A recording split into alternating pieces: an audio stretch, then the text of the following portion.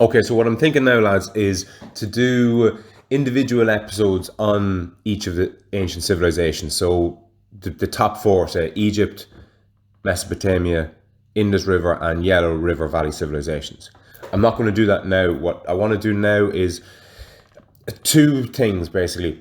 One is a bit of a recap. So I've mentioned them all and I've mentioned what's common amongst them or how they ended up being where they are, say. And I want to expand on that slightly.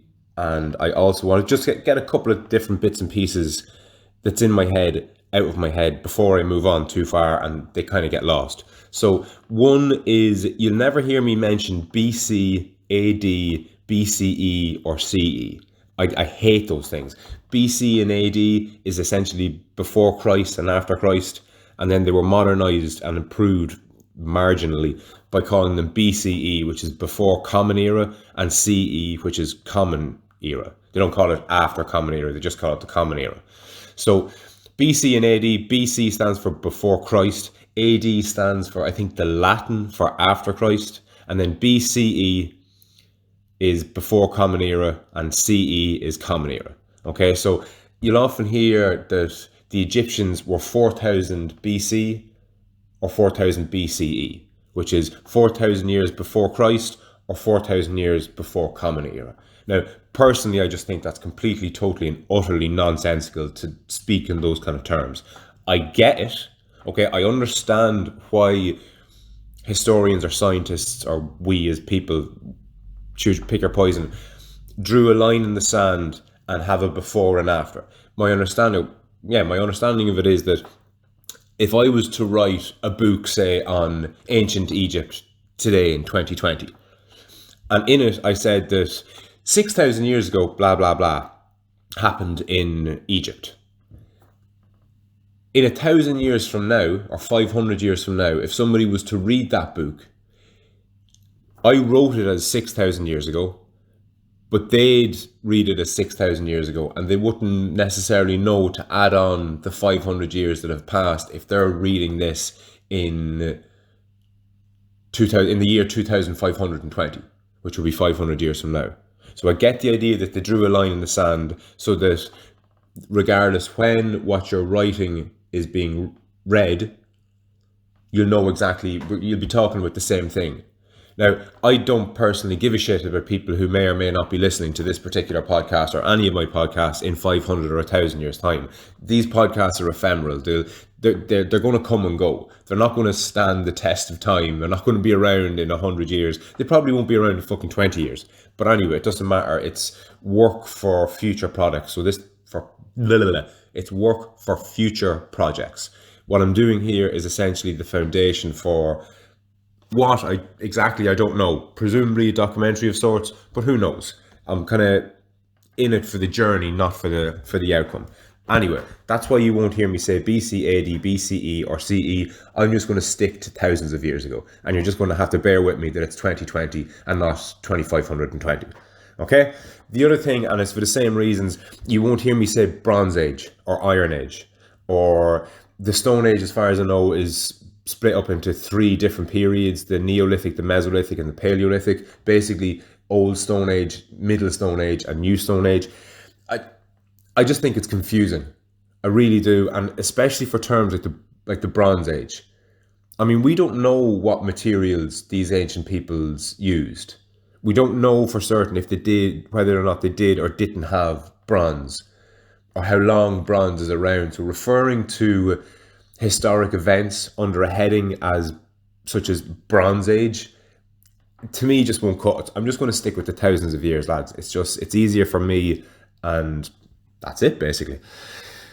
So the next note I have here is on the word civilization. I've mentioned it a few times, but I've never actually defined it. Now, I would have, before I kind of looked up the meaning of the word, I would have said a civilization would have been any group of people that managed to get itself into the tens of thousands, or realistically hundreds of thousands and possibly even millions.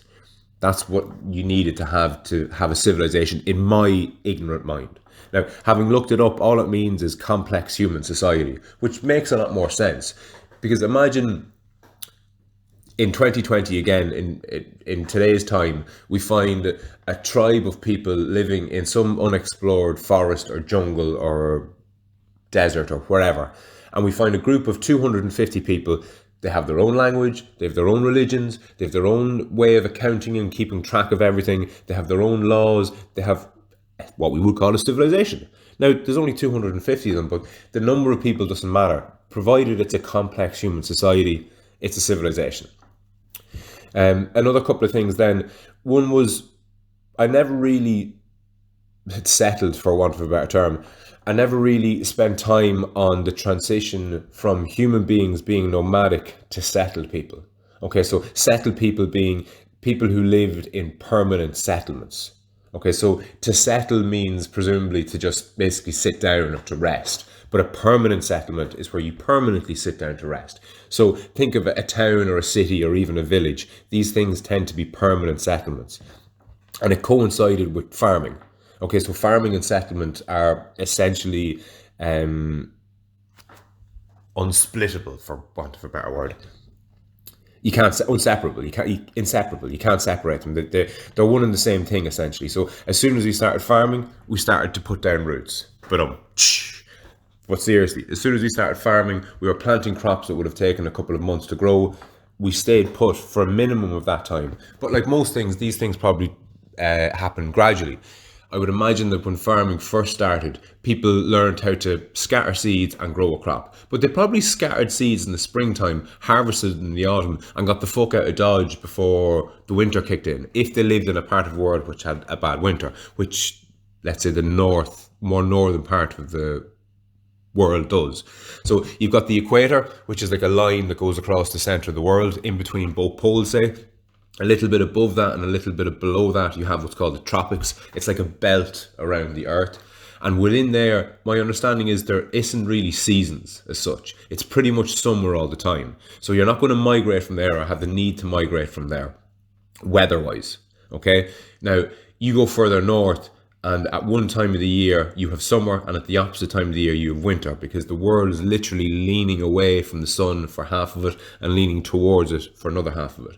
So if you were as far north as maybe even Ireland, now you have to remember that the climate would have been different 10,000+ years ago, so it's not exactly the same as now. But even in Ireland, I mean, if you didn't have central heating or properly insulated homes, like, you'd struggle to fucking survive here in a cold winter. Especially if you go further north, anywhere along, think of more northern Europe, I don't know, Finland, Sweden, Denmark, Russia, those kind of places. You're not staying there without proper fucking insulated buildings and heating systems.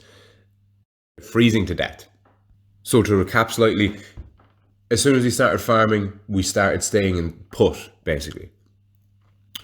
After that then, I mentioned that the ancient civilizations are the main ones, say, all happened, for want of a better term, around river valleys. Now, I didn't, and I'm not going to do it extensively here, but I do want to give a bit of an insight into what was so important about rivers. First and foremost, you needed water, or what's called potable water or drinkable water, okay, for humans and presumably for the animals that they would have been farming as well, and obviously for their plants.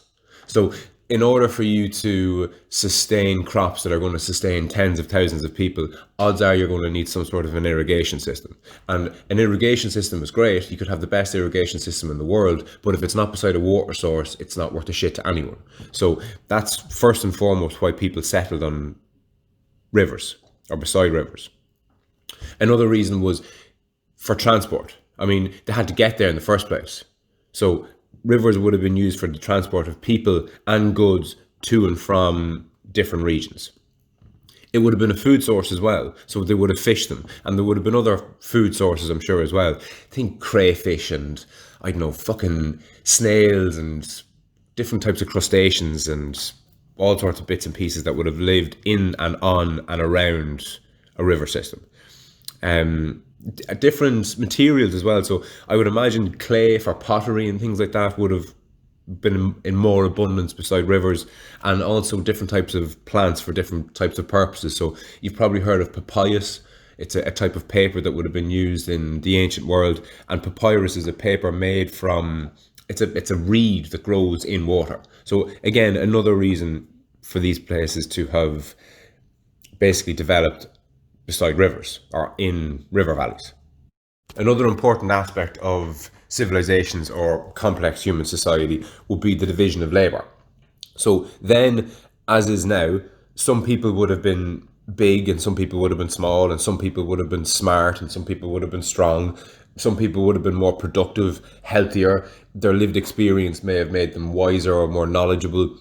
Some people might have been better at bargaining or just getting along with people. And because of that, they might have been able to set up better trade deals. And essentially, what all these different things lead to is inequality. So then, as now, some people would have been doing better than others. Some people, because of their, I don't know, strength or shrewdness or whatever it was, or contacts, were able to maybe double their money one year and maybe double it the next year and maybe double it the following year, till they got to a stage whereby they had the resources to pay people to build a wing onto their house, or maybe chop down a load more trees and extend their field, or whatever it was, which again, you can see how this would spiral and how it would ramp up and up and up and up and up. And the more people got, the more means they had to get more and to amass more and to create more wealth. And in the meantime, although you're pulling people out of what would have been relative poverty back then by giving them jobs and paying them to do work, you're never going to pay them as much or more than what you're making. Now look, maybe back then they did. Who fucking knows? This is the thing. We don't really know anything about these civilizations. But let's stick to the things that we do know. We know that they all had origin stories. They all had their own individual accounts of how they came to be in this world. And I think that might be an interesting one to start with. So I mentioned before that out of the four big ones, so the four big ones would be Egypt, Mesopotamia, Indus River Valley Civilization, and the Yellow River Valley Civilization. Okay, so to put that into a modern context, Egypt back then is where it is now, the northeast or top right-hand corner of the African continent, say, at the estuary of the Nile. So that's Egypt. Mesopotamia, I'm going to skip for a minute. Indus River Valley What is with Indus River Valley Civilization that I can't fucking say? Anyway, it's where Pakistan is now. Between Pakistan and Egypt, there was an area which was known as the Fertile Crescent. That's Mesopotamia. Okay, I mentioned in a previous episode that Egypt and the Indus River Valley Civilization were independent civilizations in their own right. So was Mesopotamia, but Mesopotamia was in between the two of them and was a bit of a melting pot. So if you wanted to travel from the Indus River Valley Civilization to Egypt, odds are you had to travel through Mesopotamia. So Mesopotamia had its own ancient culture and civilization, but it would have been heavily influenced by both the Egyptians and the Indus River Valley guys. The Yellow River Valley guys then are further over in where, let's say, modern day China is today. So that'll give you just some idea of where these places are. Mesopotamia is probably the most well known. Well, outside of Egypt, maybe it's probably better known, but after Egypt, Egypt's most well known because of the pyramids, basically, and the Sphinx. After that, it's Mesopotamia. But the interesting thing about Mesopotamia is where it lies, or where what we would. How do I say this? The interesting thing about Mesopotamia is what's there now. Okay, so these ancient civilizations are all gone, long gone, thousands of years gone. It's only the ruins that we have to look at now. But the region of the world that Mesopotamia was in, you might be familiar with it. You're talking Iraq, Iran, Syria, Lebanon, Israel, Palestine, Jordan. Okay, what we would call the Middle East. Now, maybe the fact that one of our oldest civilizations and one of the most important ancient civilizations was in the same place where we have one of the most war-torn regions of the world globally today. Maybe that's a coincidence. Maybe it's not. Who fucking knows? I certainly don't think it's a coincidence. And I'll chat to you tomorrow. But before I let you go, I'd just like to remind everybody that this episode and all the episodes on YouTube have been brought to you by past guest and friend of the show, Pat McKeown. Pat is very similar to myself insofar as that he's long had an interest in the mind and more specifically the brain and how they both interact, to such an extent that he went and spent 4 years getting a degree in neuroscience and then spent a further year in getting a master's in psychology. Now, what he's done is pretty fucking cool.